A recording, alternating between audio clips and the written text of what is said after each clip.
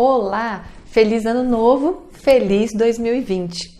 E eu quero deixar aqui para você 3 dicas que vão melhorar a sua condição emocional em 2020. Anota aí. A primeira dica é que você crie o diário de feridas.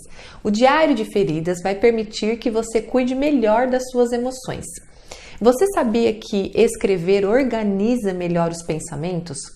Sempre que você experimentar uma frustração ou se decepcionar com alguém, antes de você falar com qualquer pessoa, escreva tudo o que você está sentindo ou pensando a respeito da pessoa que te feriu. Inclusive, escreva também tudo o que você gostaria de dizer a essa pessoa e o quanto você está decepcionado.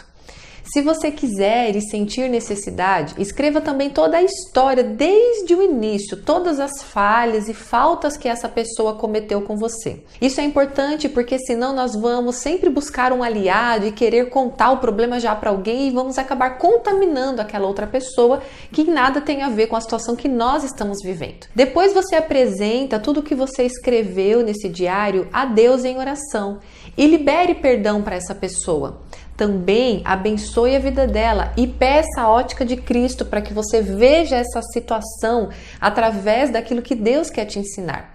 Qual vai ser o resultado dessa prática? O resultado é que você não vai mais acumular lixo emocional na sua alma, além de evitar falar com a pessoa que te feriu, cheia de sentimentos negativos, ressentida, e depois você vai se arrepender. Porque muitas vezes nós colocamos para fora, vomitamos a nossa dor, seja para outras pessoas, como eu disse, a gente acaba contaminando, ou seja para a própria pessoa que nos feriu. E a gente acaba expressando, um sentimento ruim, uma mágoa, ou muitas vezes orgulho também, e a pessoa percebe essa conexão ruim. A minha dica para você é: somente depois dos seus sentimentos negativos terem sido trabalhados por Deus lá em oração, com o seu caderno, com tudo que você colocou para fora, porque o fato de você escrever já vai trazer muita cura para você.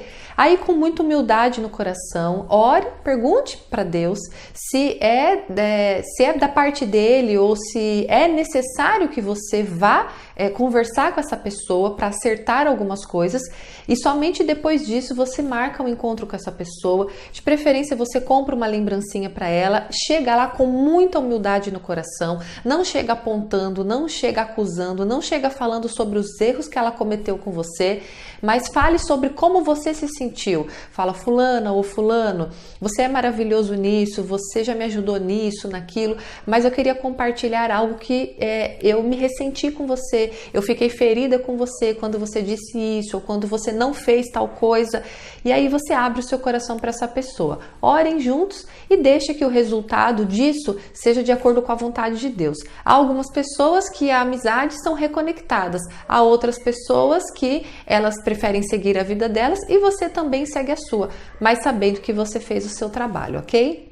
Agora vamos lá, segunda dica para você cuidar melhor das suas emoções em 2020. Crie também o diário de reflexão, que pode ser também o diário de autoconhecimento. Nesse diário você vai aprender, número 1, a identificar as áreas que precisam ser rompidas. O que é isso, Roberta? Aquela área que você sabe que você sempre roda e continua tendo a mesma ação. Vamos lá, pode ser de repente uma compulsão por compras, pode ser de repente uma compulsão por alimento, pode ser de repente uma compulsão e uma obsessão por ser aceita, e para isso você acaba agradando demais as pessoas ou indo contra você mesma, ou pode ser algo que você faz e que você sempre cai naquele mesmo buraco e você fala: meu Deus, mas por que eu continuo assim? Quando a gente escreve, quando a gente identifica, a gente dá vida àquilo, aquilo se materializa e se torna mais fácil da gente trabalhar o nosso cérebro em função dessa mudança, ok? Então, o primeiro ponto dentro dessa questão de você criar esse caderninho, e gente, quando eu falo caderno, você pode comprar um caderno, por exemplo, de 10 matérias e dividir em essas opções que eu estou te dando, no caderno de feridas, no diário de feridas, e também no caderno de reflexão e de autoconhecimento. Segundo ponto, dentro do diário de reflexão, é importante que você ressalte também as áreas que você já conseguiu romper. Então eu sei que você já caminhou até aqui em algumas coisas e conseguiu vencer, assim como eu também. Então é importante que a gente valorize isso, porque o nosso cérebro, ele precisa de uma recompensa. Ele pergunta para você: por que eu estou me esforçando tanto? Por que você está me levando a fazer uma ação da qual eu não era acostumada a fazer? E para que ele se motive e continue a trabalhar a seu favor, ele vai precisar de uma recompensa. Então, quando você dá vida também a coisas que você já conseguiu vencer, coisas que você já conseguiu melhorar, o teu cérebro entende que o esforço que ele está fazendo em prol daquela mudança está obtendo um resultado. Então, é liberado alguns neurotransmissores que vão trabalhar ao seu favor para que você continue nesse propósito. O terceiro ponto importante dentro do seu diário de reflexão é que você identifique as lições que você aprendeu em cada experiência. Todos nós vivemos experiências. De tempos em tempos vivemos experiências boas e experiências ruins. E as experiências ruins, elas tendem a nos ensinar muito mais do que as experiências boas, que o único objetivo é nos trazer alegria, um tempo de desfrute, um tempo de refrigério. Mas nós sabemos que a nossa vida cristã, ela é muito mais de dificuldades e de lutas em prol do nosso aprendizado, do nosso crescimento e da nossa maturidade emocional e espiritual do que dos tempos de refrigério, né? Mas é importante que a gente não veja esses momentos como ruins, como negativos, porque em cada situação, sendo situações que não foram situações que nós criamos, porque muitas vezes nós criamos muitos problemas, ok? Mas eu estou falando de situações que vêm até nós, de problemas que vêm até nós, que naturalmente são coisas que são permissão de Deus muitas vezes para desenvolver realmente o nosso caráter, para aumentar a nossa fé, fortalecer os músculos da nossa fé, entre tantas outras coisas. E quando a gente também consegue identificar as lições que a gente aprendeu com aquela situação, ela já não se torna tão ruim. Eu já passei muitas situações de decepção, de frustração, de desprezo, de rejeição, de traição, de tantas coisas negativas, mas quando eu dei a lição para aquela situação que eu vivi, quando eu trouxe ali, puxa, foi difícil, foi doloroso só de lembrar, né, dá até aquele mal-estar, mas puxa, olha o que eu aprendi isso.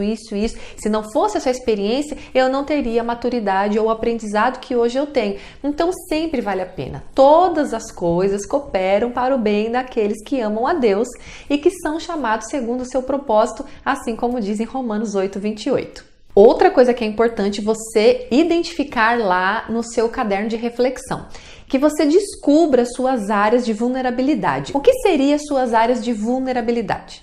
Nada mais é do que as suas áreas de fraqueza, as suas áreas em que você é mais tentada. Acho que essa é a palavra mais fácil para se definir isso. Eu vou dar o meu exemplo. Eu, por exemplo, sou uma pessoa que utilizo a comunicação a favor do meu trabalho. Meu chamado, minha missão de vida nessa terra é levar conhecimento, instrução, tudo aquilo que Deus ensinou a mim através das minhas experiências e também através da Bíblia, através de livros que eu li e de cursos que eu fiz, enfim, de todo esse aprendizado. Então, a minha missão e o meu chamado é levar informação, instrução para que você tenha uma vida melhor. Só que uma área de vulnerabilidade minha é também o falar demais. Quando eu não alinho esse falar ao propósito de Deus, eu acabo falhando, eu acabo pecando. Então, a minha área de mais tentação é na questão do meu falar. Então, eu preciso todo o tempo estar me policiando, pensando sobre o que eu estou pensando, para que eu tome cuidado com o que eu vou falar, porque inclusive através do meu falar eu posso perder a unção ou eu posso perder aquilo que Deus quer fluir através da minha vida para abençoar a sua vida, por exemplo. Uma outra coisa importante dentro do caderno de reflexão é você descobrir os seus pontos fortes. Por exemplo, o meu ponto forte é persistência. Por mais que eu já vivi situações difíceis, dolorosas e muitas vezes fiquei abatida mesmo numa cama com depressão, tentei tirar minha vida algumas vezes, eu ainda assim, passado algum tempo, algum período, eu persistia em continuar. E eu acredito que a persistência, ela foi muito mais marcante na minha vida nesse período de 7 anos que eu tenho mergulhado nesse processo de mudança interior, de cura emocional, de parecer mais com Jesus, de ressignificar o meu passado, ou seja, dar um novo sentido para o meu passado. E isso exigiu de mim muita persistência. Ministerialmente também exigiu muita persistência, inclusive gravar vídeos, por exemplo, exigiu muita persistência, contra os meus medos, as vergonhas, a timidez e tudo mais. E o outro ponto forte em mim é dar o meu melhor. Sempre que eu vou fazer algo, eu me entrego totalmente, assim, literalmente eu dou o meu sangue. Então, eu não sei o que você tem aí de ponto forte, mas eu tenho certeza que você tem alguns pontos fortes. É importante a gente também dar vida a isso, porque quando a gente vê esses pontos fortes, nós nos animamos e nos motivamos a fortalecer aquilo que a gente sabe no que é bom, a colocar o foco, na verdade, naquilo que é bom. Porque muitas vezes o nosso erro é colocar o foco no ponto negativo e não no ponto forte. É a mesma história de nós compararmos o nosso ponto fraco com o ponto forte de outra pessoa. Isso é uma baita de uma injustiça, porque como eu posso comparar algo em que eu não sou tão boa naquilo que o outro é tão bom? Né? Então, é pegar um ponto fraco do outro e trazer um ponto forte nosso, também vai ser injusto essa balança. Vamos lá, mais um ponto que é importante lá dentro do seu diário de reflexão. Tudo isso, gente, vai produzir o que? Autoconhecimento para a sua vida, que consequentemente vai cuidar melhor das suas emoções, tá? Então, identificar os seus pontos limitantes. O que seria isso? Ele é um pouco parecido com a área de vulnerabilidade, mas na verdade se diz mais respeito às situações. Um exemplo, você tem que entender os seus limites, até onde você pode ir e respeitar esses limites. Eu, por exemplo, não funciono sob pressão, não adianta. Se eu tenho milhões de coisas para fazer e as pessoas colocam coisas sobre mim de uma forma muito pressionada ou agressiva, eu não funciono dessa forma. Então a pressão na minha vida é um ponto limitante. E o que eu preciso? Então eu preciso organizar o meu dia para que o meu trabalho possa acontecer da melhor forma, sem que isso gere uma pressão sobre mim, para que eu consiga vencer esses meus pontos, ok? E uma outra coisa importante dentro do seu diário de reflexão é você reconhecer os seus pontos desastrosos. O que seria esses pontos desastrosos? É aquela coisa que a gente faz e fala assim, meu Deus, por que eu fiz isso? Exemplo, sempre vou dar o meu exemplo para você conseguir identificar aí alguma coisa em você também. Eu sou uma pessoa que eu dou muito fora.